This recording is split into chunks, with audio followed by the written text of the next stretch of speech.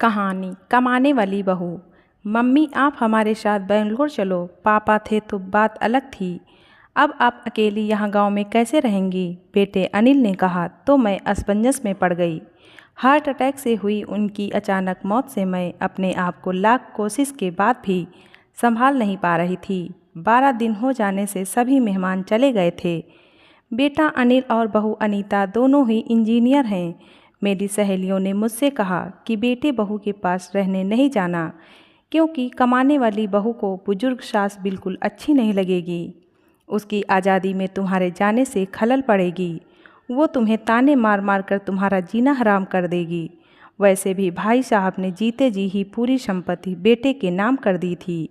ऐसे में तो पूरी संभावना है कि बेटा बहू यहाँ का मकान बेचकर माल तो सब ले लेंगे और तुम्हें पाई पाई के लिए तरसा देंगे। लेकिन बेटे बहू के साथ जाना मेरी मजबूरी भी थी। 60 की उम्र में अपने घुटनों के दर्द के कारण मैं अपनी किराना दुकान चलाने में असमर्थ थी। 12 दिन के कार्यक्रम का पूरा खर्चा बेटे ने ही किया था। लेकिन छोटे मोटे खर्च के लिए बेटे के आगे हाथ फैलाना मुझे ठीक नहीं लगा और जो थोड़े बहुत पैसे हमने जमा कर रखे थे वे खर्च हो गए। अब हालत ये थी कि मेरे पास 100 रुपये भी नहीं थे। असमंजस में मैं अनिल को कोई जवाब नहीं दे पाई। इतने में अनीता ने कहा, मम्मी जी बताइए कि कौन कौन सी साड़ियाँ रखनी हैं, मैं आपकी सूटकेस पैक कर देती हूँ। अनीता के ऐसा कहने पर मैं कुछ बोल नहीं पाई और चुपचाप इन लोगों के साथ बेंगलोर आ गई। अनिल और अनीता दोनों ही मेरा पूरा ख्याल रखते, सभी साथ ही में खाना खाते। अनीता मेरी पसंद के हिसाब से खाना बना देती। दोनों की यही कोशिश रहती कि मुझे इनकी याद न सताए, मैं खुश रहूं। 8 साल का पोता चिंटू तो दादी माँ कहकर मेरे आगे पीछे घूमते रहता। मैं कोई भी चीज़ के लिए बोलती तो वो चीज़ मुझे बराबर लाकर दे देते। ये सब देखकर मेरे मन को बहुत शांति मिल रही थी। मैं सोचने लगी कि लोग बेवजह ही आजकल के बच्चों को बदनाम करते हैं कि वे लोग बुजुर्ग माँ बाप की कदर नहीं करते। खासकर यदि बहू कमाने वाली हो तो वो सास को नौकरानी ही समझने लगती है। अनीता भी तो कमाती है, लेकिन कितने अच्छे से घर और दफ्तर दोनों संभालती है। कभी कोई ताना नहीं मारती। वो तो मुझे ही लगता है कि वो ऑफिस और घर दोनों जगह का काम कर कर थक जाती होगी, इसलिए मैं ही थोड़ा बहुत काम कर लेती हूँ। लेकिन बेटा बहू दोनों ने कभी भी मुझे किसी काम के लिए नहीं कहा। 1 महीना कैसे बीत गया पता ही नहीं चला। आज सबने बाहर घूमने का कार्यक्रम बनाया। मॉल में घूमते घूमते अनिल और अनीता एक दुकान से कुछ खरीदारी करने लगे। मैं और चिंटू थोड़ा आगे निकल गए। आइसक्रीम की दुकान पर चिंटू ने कहा, दादी माँ मुझे आइसक्रीम खानी है। मेरे ऊपर तो मानो बिजली गिर गई, क्योंकि मेरे पास तो पैसे थे ही नहीं। इतने दिनों में पैसों की कोई ज़रूरत महसूस भी नहीं हुई थी। अब क्या करूं? मेरा उतरा हुआ चेहरा देखकर चिंटू ने फिर कहा, दादी माँ प्लीज़ ले दीजिए ना। सॉरी बेटा, मैं अपना पर्स घर में ही भूल गई। मेरे ऐसा कहने पर चिंटू ने मेरी तरफ कुछ अजीब नज़रों से देखा। उसे लगा कि आइसक्रीम न दिलाना पड़े, इसलिए मैं बहाना मार रही हूँ। लेकिन मैं कर भी क्या सकती थी? मुझे अपनी बेबसी पर रोना आने लगा। मैं कैसी दादी हूँ कि अपने पोते को आइसक्रीम भी नहीं दिला सकती। इनके जाने के बाद पहली बार मैं अपने आप को बहुत ही असहाय महसूस कर रही थी। हमने बाहर डिनर किया। अनीता ने मेरे पसंद की काजू करी ऑर्डर की थी, लेकिन मुझे उसमें भी स्वाद नहीं आ रहा था। घर आने पर थोड़ी देर सभी ने टीवी देखी।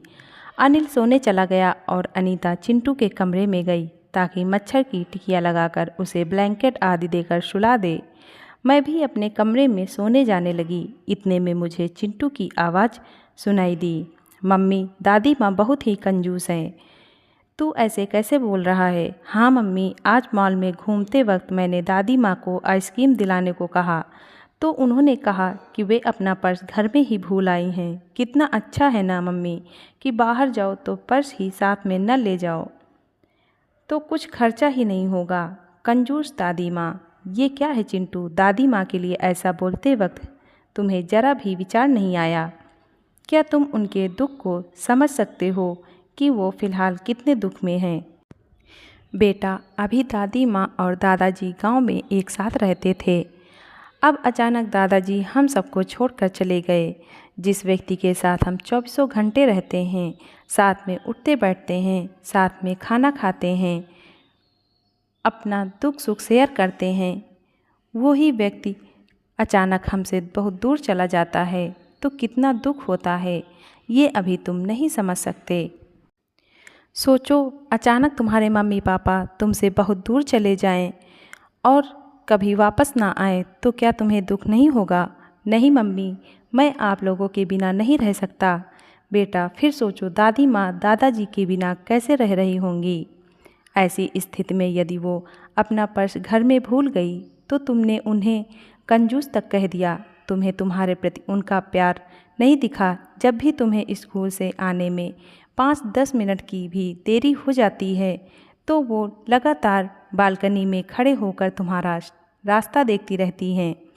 उस दिन उनके घुटनों में बहुत दर्द होने के बावजूद तुम्हारे कहने पर उन्होंने तुम्हारी मनपसंद मेथी मटर मलाई बनाई थी। इसलिए बेटा, किसी के लिए कोई भी राय बनाने से पहले उस व्यक्ति के दृष्टिकोण से भी सोचना चाहिए। सॉरी मम्मी, ये वार्तालाप सुनकर मुझे अपनी बहू पर बहुत गर्व हुआ। उसकी जगह यदि मैं होती तो शायद मैं भी अपने बेटे को इतने अच्छे से नहीं समझा पाती। सुबह अनिल ऑफिस चला गया और चिंटू स्कूल। अनीता ऑफिस जाते जाते मेरे हाथ में कुछ रुपए देने लगी। ये क्यों बहू, मुझे पैसों का क्या काम है? मम्मी जी, इंसान को पैसों का कब काम पड़ जाए कह नहीं सकते। आप मंदिर जाती हैं, कभी दक्षिणा चढ़ा दीजिए। कभी चिंटू कोई चीज़ के लिए जिद करने पर उसे वो चीज़ लेकर दे दीजिए। लेकिन बहू, मम्मी जी, यदि यह पैसे अनिल आपको देते तो क्या आप मना करती? नहीं ना, आपकी बहू भी कमाती है तो फिर आप अपनी बहू से पैसे क्यों नहीं ले सकती? अनीता की बातें सुनकर खुशी के मारे मेरी आंखों में पानी आ गया। जो बात मेरा बेटा भी समझ न सका, वो बात मेरी बहू ने समझ ली थी। मैं ईश्वर से प्रार्थना करने लगी कि मेरे जैसी बहू वो सबको दे। लोग बेवजह ही कुछ कमाने वाली बहुओं के दुर्व्यवहार को देखकर सभी कमाने वाली बहुओं पर लांछन लगाते हैं कि वे तुनक मिजाज और घमंडी होती हैं, सास ससुर उनको बिल्कुल अच्छे नहीं लगते आदि। कुछ बहुएं अनीता जैसी समझदार, सुलझे विचारों वाली, बड़ों को सम्मान करने वाली भी होती हैं। आज अनीता ने कमाने वाली बहू के बारे में मेरी आंखों पर पड़ा पर्दा हटा दिया था। धन्यवाद।